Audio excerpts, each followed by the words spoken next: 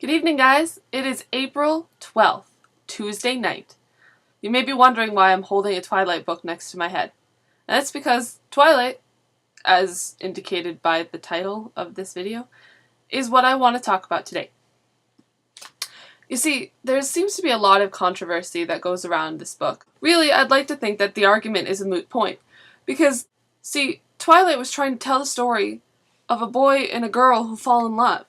And we root for that. We really do. Otherwise, Disney movies and princess movies and chick flicks and all these love stories wouldn't be as popular as they are.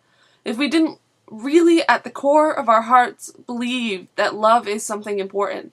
And Twilight kind of helps to emphasize that. It puts us in a world that maybe allows us to believe that somewhere, love will always win. Even if it's a lie, it's a really good lie. The other thing I'd like to point out about Twilight is that even though it's not the most sophisticated book in the world, it still has a lot of merits. The characters are interesting, and the storyline is, simple, but it's not bad. At least for the first couple of books. I exclude Breaking Dawn because for me, Breaking Dawn was very much a fan fiction.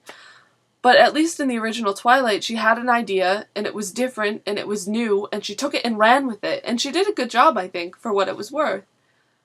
I enjoy Edward Cullen. I think he's very interesting. And when I first read the books, I found him to be a very attractive character. Because he's sarcastic and it's amusing. Not because he's, my idealized man. I think that the obsessive idealization of Edward Cullen is scary.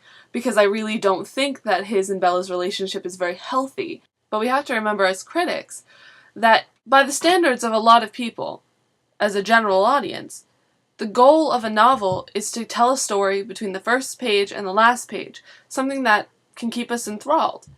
And if we were able to do that, if that's happened to us while we read this book, then the book has done its job.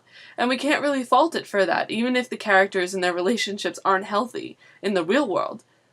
If it's okay within the walls of that book, then we have to think of that. That has to mean something to us. Twilight expresses something that people are looking for. That idealization, even though it might not be healthy, is something that we all kind of want at some points in our lives. We kind of want that devotion. It's a very interesting human thing. And I think Twilight's very good about showing that aspect of human life that we don't want to see. And I think that's probably why a lot of people don't like it. But Twilight's actually a really good teaching tool as well for, how to write stuff.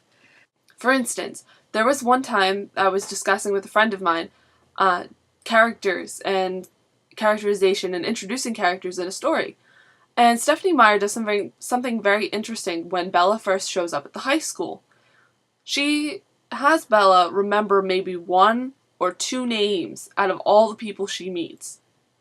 And the rest of them are just kind of like that girl who had the ponytail, that girl who did this, the boy in my science class. And that's really how we remember people, and it actually makes it very much easier as a reader, so we don't have to keep track of everybody's names until they start to become more important. We don't actually learn the names of all these characters until they're relevant. And that's a really good device that you can use Twilight as an example for. So there's a lot of things that Stephenie Meyer does really well. And I think people should be more willing to give her credit for it. I hope that gives you guys something to think about. I'll see you on Friday.